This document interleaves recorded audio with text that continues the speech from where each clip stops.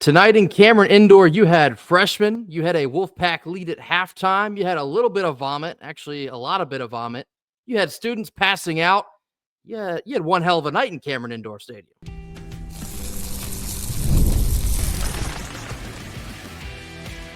You are Locked On Wolfpack, your daily podcast on the NC State Wolfpack, part of the Locked On Podcast Network, your team every day. What's up, Wolfpack Nation? It's time to get locked in with Locked On. Thanks for making Locked On Wolfpack your first listen each and every day. We are free and available wherever you get your podcast and on YouTube, part of the Locked On Podcast Network, your team every day. Our post-game Monday evening / Tuesday episode is brought to you by FanDuel. Super Bowl 59 is nearly here, and there's no better way to make every play more exciting than with FanDuel Sportsbook. New customers can bet just $5, and if you win, you'll score $200 in bonus bets, guaranteed. Download the app or head to FanDuel.com in order to get started. Hello. Happy post-game live here on Monday evening / Tuesday episode. Hello to everyone listening to us on Tuesday. As always, I'm Grayson Boone, joined by former Wolfpack defensive tackle Kenton Gibbs. A 10-point loss, NC State in Cameron Indoor Stadium. 10-point loss to the hands of the Duke Blue Devils on Monday evening. Certainly did not go the way that many of us expected that it would. Heading into tonight, NC State was a 21-point underdog. In fact, not only covered the spread, but made it a game for the majority of the time. Had a halftime lead, pushed Duke even late in the second half there. To walk away with just a 10-point loss, Kenton, fill in the blank, tonight was blank. Expected. I mean, I wouldn't say, here's the thing, right? I know that this team is bad, but I really don't think that they're atrocious. Would I have been surprised by this finally being a breaking of the dam moment where it's like you were close in all these games and then Duke's just going to blow your doors off? I wouldn't have been surprised by that. I also wasn't surprised by this outcome. Honestly, the only thing that would have surprised me is a win. That's the only thing that would have surprised me in this game. And so I don't walk away from this feeling worse about this team than I did before. I don't. I feel the exact same way about this team that I did coming in because, again, it just seems to be a case of can't get right-itis again because the thing that is so surprising to me, Duke is far and away you could argue they're not the most talented team, but when you talk top-end talent, right, when you talk first five on the court talent, it cannot be argued they're at worst the fourth or fifth best team in the nation. Did we not hang in there tough with them? Absolutely. Blow for blow in the first half? Did we not have guys cutting, guys finding open guys, lots of player movement, lots of ball movement in the first half? And then in the second half, it's just things just got stale real quick, and so it's unfortunate the way that this thing shook out, but hey, I'm happy that they covered, obviously. Shout out to anybody that put money on the pack tonight. If you put money on the money line, go talk to the lady. Go, the number is right there. Call the line. All that line, okay? But in all seriousness, I look at this game and I say, I saw from State what I expected to see. I will say I was delighted by the fight. I will say that. When things start to go the other direction, it wasn't like NC State just packed it up. We didn't just say, all right, well, too much Cooper flag. Knipple's having a bad night, but the other guys are showing up too much. We're done here. There was good fight. A consistent compliment we've been able to give this team down the stretch is, yes, you can't kill them that easily, at least. They fight to the end. They play to the end. They usually keep these games close. And even against one of the better teams in the entire country, they found a way to keep it close. In fact, you had the lead at halftime. In that first half, like Kenton was talking about, the ball movement was shockingly well executed. I saw everyone on Twitter was like, wait a minute, whoa, who are these guys wearing red tonight? I have not seen them a minute of, likelihood this year. It seemed and felt like a different team in the first half, and that helps when you're burying your shots, which, again, a couple of these games down the stretch, a couple, handful of shots would have completely changed the outcome. When you hit your shots like we saw in the first half, it feels like a different team. So that goes to show you they're not even that far off of even being a decent team or like an above average team. But the fact that it's always something, it's that can't get right-itis that Kenton preaches about a lot. That is the calling card for this team. And all things considered, yeah, I thought NC State played one of their better games that they played all season tonight. And it was nice to like feel something again. I mean, again, it's a 10-point loss. Doesn't make that any better, but it was nice to like get excited again. Oh my God, on the road at Duke, we have a lead. What's going on here? We're burying threes in the first half.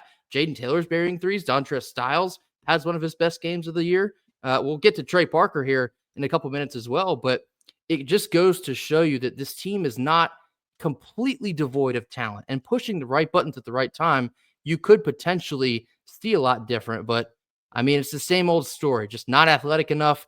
Front court can't give you enough, can't rebound well enough. And so that is the detrimental flaws of this team. But I was pleased with the fight. And yeah, I mean, we can basically say that most of the time, nearly after every game, but it was nice to see them when the entire world was like, well, Duke's going to run away with this one and drop 40 on their heads. It was nice to see NC State within one in the latter parts of the second half. It was nice to see them fight and claw, and the freshmen come up and play a fantastic game. This team doesn't die that easily, and that is a consistent compliment that you can certainly hand to this team. No, Grayson, I think that the rebounding battle was much closer than you would give it credit for, right? Weren't they tied in rebounding? No. Weren't they? Wait, but this says 27-20. Oh, that's right. NC State had as many rebounds in total as Duke had defensive rebounds. Yeah. So had Duke not gotten a single offensive rebound all night, they would have tied NC State in rebounding. Again, it's just what it is, man. It's just what it is. And I'll say this, okay, because Grayson's got a comment about the refs on the screen, and I want to let y'all know something.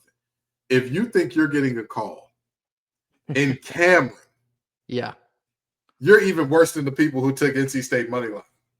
They may need to call. They may need to call the lady. You may need to be in the soft room with things that won't hurt you. If you catch my drift, okay?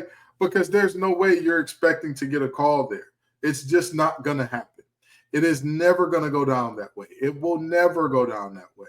So you have to be prepared if you're in NC State. Hey, we know we're playing 5-on-8 tonight. That's what we've got to do. Leave no doubt, which in the first half, they didn't. There was no doubt left in the first half.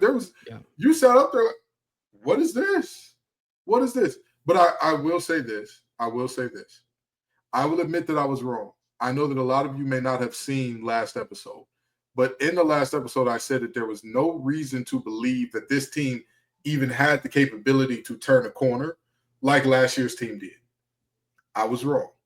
This team showed me something that I think is possible. But even with that in mind, I do want to make it very clear. I'm still standing firm on I don't think this team can turn the corner, because this game was much more of an aberration than it is the rule. How much of an aberration was it? 45% from three, 46% if you want to include the half, 86% from the line. And we still lose. That to me spells it out. You know, this is just going to be one of those tough years that you look back at and you're like, damn, what went wrong? Well, everything and nothing all at once. Yeah, and I understand a lot of people are going to make something of the officiating tonight.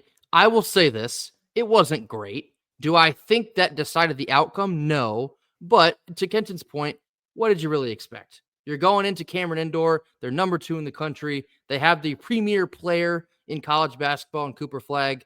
He's going to essentially be able to get away with whatever he wanted to. And he did. Yeah.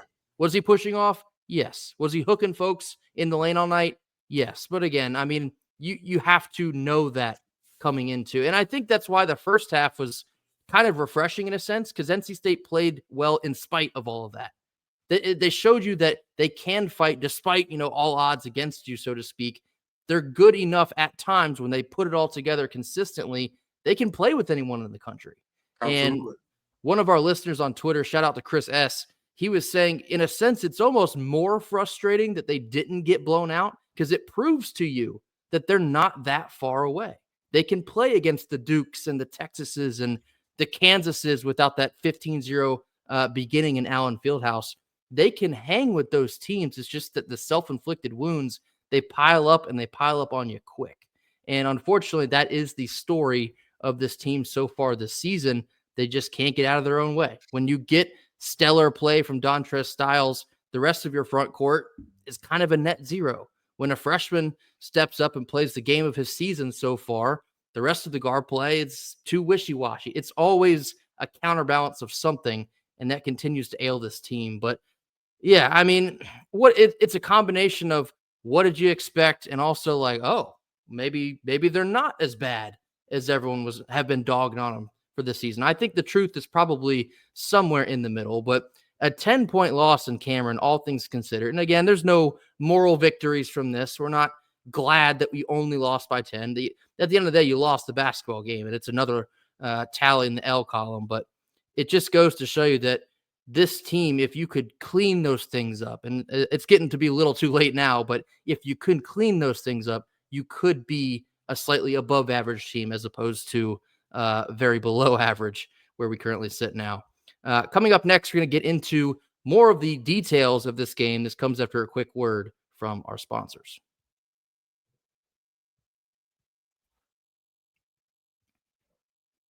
Our first live sponsor of our post-game / Tuesday episode is FanDuel. Super Bowl 59 is nearly here. One game, two teams, and endless possibilities. There's no better way to make every single play more exciting than with FanDuel Sportsbook. Whether it's predicting the first touchdown, calling the MVP, or even betting on the coin toss, FanDuel makes it easy to get in on the action. With live betting all game long, you can adjust your bets as the game unfolds and feel the thrill from kickoff all the way to the final whistle. The live betting feature lets you stay involved no matter what happens on the field, and the app is super, and I do mean super, easy to navigate. Plus, knowing that you can place just a $5 bet and potentially win $200 in bonus bets for the Super Bowl, that's just icing on the cake. Download the app today or head on over to FanDuel.com in order to get started. Bet just $5, and if you win, you'll score $200 in bonus bets. That's FanDuel.com in order to join today. Bet with FanDuel, the official partner of Super Bowl 59. All right, middle portion of our post-game live / Tuesday episode. Again, 10-point loss in Cameron Indoor, 74-64. We did talk a little bit about the rebounding earlier there. Duke won the rebounding battle, not a shock, 42-27. I won't harp too much on that, except for the fact that, again, the offensive rebounds that you can't convert into defensive rebounds continues to kill you. Cooper Flagg in this game. Now, you're probably going to look at me crazy considering he had 28 and 7. I honestly don't think that State did that bad of a job defending him tonight. Again, he is the name to know in college basketball. He's more than certainly going to be a one and done. He's a very prized recruit for Duke, but all things considered, he did shoot 13 free throws. And Right. Whether you want to look at the officiating on that or not, some of that, yeah, I'll give it to you. But all things considered, I don't really think he was that level of, superstardom. He was not a JJ Redick or a Zion Williamson or RJ Barrett. He is certainly really good. He's going to have stellar performances the rest of the year against probably much better teams than us. But with something we've said here in the past, for whatever reason, despite not even winning the game, when another team has a premier player, Kevin Keatts does a pretty good job at somewhat neutralizing that player. And I thought they did a decent job on Flagg tonight. Not only did they do a decent job on Flagg, you look at his running mate, Kai Knipple. I mean, that's another guy that, yes, he put up 19, 5 of 15 from the field, 3 of 10 from deep. I'll live with that. I'll live with that. If that's what your stars have to do to put up those types of numbers, hey, I'll be just fine. We'll be okay. But, again, it's just another moment of, almost so close. Oh, yeah. It reminds me of that old, I believe it was the insurance commercial where the guys got the dollar on the string. Like, oh, got to be quicker than that. That's what it feels like every time here. So, I mean, it's disappointing. Again, it is sad, but you did see silver linings. My only problem is, at what point are we going to bring the silver linings together? Exactly. At what point are we going to get a Marcus Hill masterclass with a Dontrez Styles exhibition from deep, with great Benergy, with some of these freshmen coming along, with MOC getting confident? When are we going to get that? When is that going to happen? You know, like each game we can take away a silver lining. We can say, oh, wow, MOC looks to have his confidence back. Oh, wow, Breon Bass shot the ball well. Oh, man, Dontrez Styles did great today. Trey Parker did great today. Oh, man, we saw really good things from Brandon Huntley-Hatfield. Looks like he's returning last year's form. Oh, yeah, this is the energy we want to see from Ben Middlebrooks. We say each one of those things in individual games. Yeah. When will we say this was a complete team win? We didn't just play a good 20 minutes. We played from tip to the end. This game was everything you could ask for. When do we get, hey, the players fought to the end and the coaches made good adjustments? Yeah. And so we're coming along now. We're doing what we need to do now. You know, it's unfortunate. It's really unfortunate. And at this point in time, I'm just looking, just get us off the snide. You know, I'm not expecting this sheer dominance every game, but geez Louise, we're in the middle of a 5-game losing streak, lost 7 of our last 8, lost 9 of our last 11. Like this is rough. Yeah, and you know, speaking to that point of it seems like it's always an if and never an and. Something I do want to highlight kind of leads us right into that point of Dontrez Styles tonight. You get 18 points from Dontrez, 7 of 12 shooting, 4 of 6 from 3, and some of those early in that first half, which really got NC State off the ground, gave them the momentum. That was like the moment. It's like, okay, we got Dontrez rolling. Who else? Who else can it be right now? Unfortunately, it wasn't able to be Marcus Hill. He was 1 of 10 from the floor tonight, 4 points overall. He did get 6 boards, who's our leading rebounder. That remains to be an issue, and that would lead me regularly into the front court, but I'll stick with the guard play here. Jaden Taylor had 8 points, 3 of 8, 2 of 4 from the perimeter. Okay. But again, when you have Dontrez begin to take over a game like that, and I know everybody's waiting for me to talk about Trey Parker, and I'm going to, it's the same theme. It's always an if and never an and. If we can get more guys than just Dontrez going, if we can get Trey Parker in the game, if for whatever reason Bryce Hurd enters the game for the first time within the last 4 or 5 minutes, some of the rotation issues are continuing to be a problem, but there's so many ifs, and this will be a season of ifs. It certainly appears. If, we could have beat Texas, if, whatever, fill in the blank, too many ifs.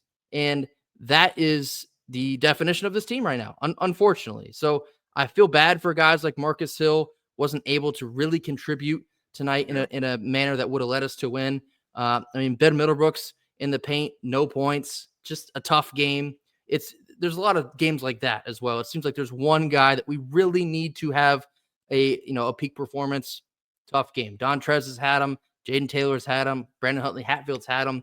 It's like passing around a sickness right now. I know there's sickness going around because I know several people that are sick. It feels like that. It just goes from one person to the next. And this team, man, it's tough because you want to feel bad for them. Yeah. But it's like, what else is there to say at this point? I think from an X's and O's standpoint, some people are talking about the zone and how that affected this team. When you think about what Marcus Hill does well, it's kind of expected that he's going to struggle against the zone a little bit, right? Yeah. He's a guy that gets to the rim, gets downhill, makes those contested mid-ranges, makes those floaters, has a really good game around the rim. Well, what do you do to shut off a player like that? You go to what Virginia did to everybody for years, that old pack line defense where it's like, all right, everybody, pack the paint and make them make shots. If they make those shots, we'll live. We'll lose that game and we'll live with that. But they won a national championship in essence saying, he's self-check. And that's in essence what Duke did tonight. They said, you know what, Marcus? You can have anything beyond 17, 18 feet. Anything beyond that, you take it. Have fun with it. Do your best with it. But when you get into this here paint, when you get downhill and dribbling, there is going to be at least 6 eyeballs on you. And all 6 of those eyeballs are going to be converging and closing. And you kick out, sure. But that guy still has to hit a shot, which, oddly enough, we started the game 7-11 in the first half, and then in the second half, things just went a little cold. Things just all of a sudden, even after that, you start off 7 of 11, and you finish the game 3 of 11 in the second half. That's what it is. That again, that zone, it takes away Marcus Hill's superpower, and if that young man developed a really, I wouldn't even say great. I would just say if he developed a solid deep ball, he would be hell on wheels. He would be hell on wheels because now you got to respect him. Now you got to respect him out there. Now you're saying, hey, if we sag off him, we're cooked. Unfortunately for the Pack, he's shooting a paltry 25% from deep on the year. And there you have it. I mean, yeah. So he's a really good player, but there's a definitive Achilles heel where you can go, hey, everybody, pack the paint, pack it in. Yeah. So I do want to talk more about Trey Parker. He was one of the overwhelming silver linings of this game. We're going to get into this after another quick word from our sponsors.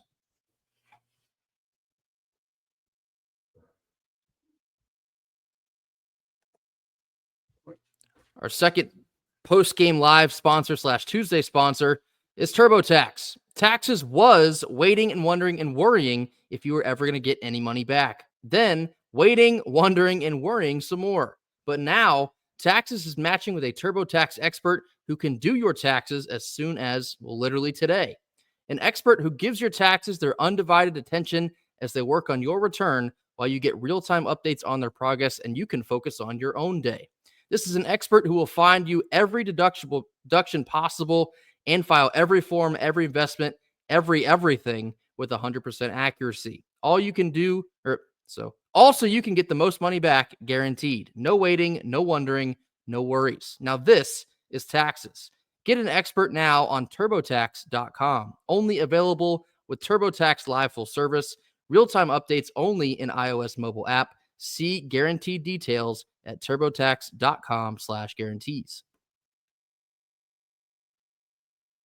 Last couple minutes of our post-game live / Tuesday episode. Now we're going to talk about some Trey Parker. Trey Parker had the game of his young career so far tonight in Cameron Indoor. 15 points, 6 of 9 shooting, 3 of 4 from the perimeter. You want to talk about being a shot in the arm that this team really needed. Trey Parker tonight. The energy which he plays with, you could feel it as soon as he got onto the floor tonight. And him having a perfect shooting mark for the majority of the game. He was 6 of 6, hitting some massive shots down the stretch for NC State. This is a take that Kenton had earlier in the year. We're talking about, the difference between Grayson McCall and CJ Bailey. His take was, if you're going to lose or if you're going to struggle with the young guys. Allow them to get into the game and grow. And if that hasn't been shown enough so far in this basketball season, I think tonight is the most prime example you might get the rest of the season. Trey Parker needs to be in the game for a majority of the minutes every single game. If it takes him to be the starting point guard at this point in time, I think that's something you got to roll the dice on. And that's no disrespect to MOC or Breon Pass or anyone else on this roster. But what we saw tonight from Trey Parker is he might just give you the best chance to win some of these games down the stretch. His athleticism and his ability to create space for himself and hunt his own shot, in addition to, I think he's still a little bit of a unrefined passer, but he's a freshman, and it kind of in the same sense as like a freshman quarterback, you come to expect some of those mistakes, some of the turnovers early in the first half. Yep, freshman mistakes. That checks out. But what he can also give you is that athletic shot in the arm. He can play a little bit of defense. He can get to the rim. He can knock down the outside shot. He can do a little bit of everything because he can take over a game. He is athletic enough. He is, nimble enough that he can take over a game for, spurts of a game. That is something this team might need to, dive a little bit deeper into. You're muted. I want to dig a little bit into that because it wasn't just him. There was also Paul McNeil, who was a guy that did good things when he was in the game today. And let me tell you why I'm saying, Paul McNeil is another one that needs to be acknowledged here. I said this about that backcourt that was Shaq Moore, Cam Hayes, and Darian Sebron. and I'm going to say it again about these current young bucks that we got coming up in terms of Trey Parker and Paul McNeil and company. If you can keep those two together, you're going to have something special on your hands in a couple of years. You're going to have something very, very special. Because as they grow and get older, they'll get more comfortable and they'll get into situations where they've seen it, they've been there, they've done it. And it's important for them to play in a game like this. And it's even more important for them to have success in a moment like this. Right. Because now I know what it takes to succeed in Cameron. I know what it takes to go over there to Dirty Footland and succeed. I know what it takes to go into Allen Fieldhouse out there in Kansas and succeed. I know what it takes to succeed because I've been there. So even though we thought, hey, this is going to be a situation where we may take some lumps early, but we'll figure it out later in the year with this team, this may not be the year. We may have to, kind of come back to the drawing board a little later. But I'll tell you what, honestly and truly, those two freshmen, they showed me something. They showed me something in this game that I hadn't seen from either of them all season for the most part. And, Paul McNeil may not have done the scoring that Trey Parker did, but his ball movement. And also, I see a lot of folks talking about the ways to beat the zone and all that. Now, don't get me wrong, right? I'm a football guy. Not going to shy away from that. But what I was always taught was the quickest way to beat a zone is with dribble penetration and good passing out of that. Because when you penetrate off the dribble against zones, it collapses around you. Everything has so much more gravity when you're in a zone than in man, because now it's like, wait a minute, all of us are going to have to protect the rim. All of us are going to have to go to the boards to rebound because zone defenses leave you very vulnerable to the offensive glass as well. And that is the situation where I'm saying, hey, the way that Paul McNeil handled in those tight spaces, in those tight quarters, and found open guys, there's something to him. There's something to him. And to this point from Mike Jones on the screen, we've been saying that we need to start the young guys since Christmas. I do remember having that conversation. I think it was the Kansas game, that post-game live. It's now reached the point where NC State is, I think 9-11 now. Yeah. It's like, well, what else do you have to lose at this point? You're rapidly approaching a scenario where you might not be in the ACC tournament, let alone any other tournament the rest of the season. What else do you have to lose? And I think that is, if, absolutely nothing else, that's the perfect argument that you need to get Bryce Hurd in the game a lot earlier than the last 4 to 5 minutes a game. You need to see what Paul McNeil can do for maybe like 25 minutes a game, as opposed to, I lost track of what he had tonight, but it was not enough. We need shooting. We need young guys. We need energy. We need to let these guys grow, because letting them, I don't want to say like rot on the bench, but at times that's what it feels like. That doesn't do anyone any good. If you want to, try and build, I guess you can't really look toward next year yet, but hypothetically here, if you want to start building a young core, whether it is Trey Parker or Paul McNeil or whoever else, you got to get them a lot of burn right now. I don't want to say, because the coaching staff is not going to look at it this way, understandably so, but when it feels like the rest of this season is kind of a punt, I'm just going to call a spade, you should do everything you can to already angle guys for more success next season. Yep. That's what it is. And so I think if that entails you start McNeil or you start Trey Parker, you got to do it, because those guys, from what we saw tonight, they give the team a better chance to even win now. And so, let alone looking toward next year, they give you a better chance to win now with the way that they can, provide that energy into the middle of a game. So it is what it is. I mean, it is getting very tiring to talk about NC State basketball, not only for us, but many of y'all online. I see the people mentally checking out, and I get it. We are right there with you, believe me, but there's still time to get more silver linings out of this season. There's still time to see more exponential growth as you get into the back half of this season. Again, schedule certainly does not get any easier for the Pack. I told you this past week, it might be kind of bleak here in the next couple weeks or so, but I want to see this team continue to fight. I want to see this team continue to stick together, fight till the end, no matter what the circumstances, or whether where you are, who you're playing, whatever else. If you can't give me anything other than energy, fine, I can live with that. but don't go down with the bat on your shoulder. Baseball reference for you. Go down swinging. I want to see the young guys swinging, older guys swinging, Coach Keats swinging, whatever it takes. Show us some pride. Show us something worth fighting for and believing in the rest of the season. I'll tell you what, if you would like some good basketball being played in Raleigh, may I interest you in 1,000-point scorer Sanaya Rivers Absolutely. and the rest of the women's basketball team. They've got a game coming up against Wake Forest. Wake Forest is the Pits this year. They're fantastic. That game should go well for us. I'm just saying. You know what I mean? And in all seriousness, this is it's a tale of two cities, right? I mean, just literally this time last year, we were thinking the exact same thing and saying, "Oh man, there's nothing. We're done. It's so over." I vividly remember halftime against Louisville. I remember cutting off the game and thinking, DJ Horn is out. He's hurt. We're down to Louisville and the Kenny Payne error. Oh, man. Keats, it's been good seeing you. And then they win that ball game, and it's like, all right, I guess. We'll delay the inevitable, I guess. And then they win another one. And it's tough to say, hey, expect that again this year, because don't do that. You're setting yourself up for failure. But in all seriousness, man, it's just kind of tough to be here, with the talent that we know is on this team and all that. And the way that, you and I were both screaming from the mountaintops, we need some shooters. We need shooters in the portal. And it just didn't happen.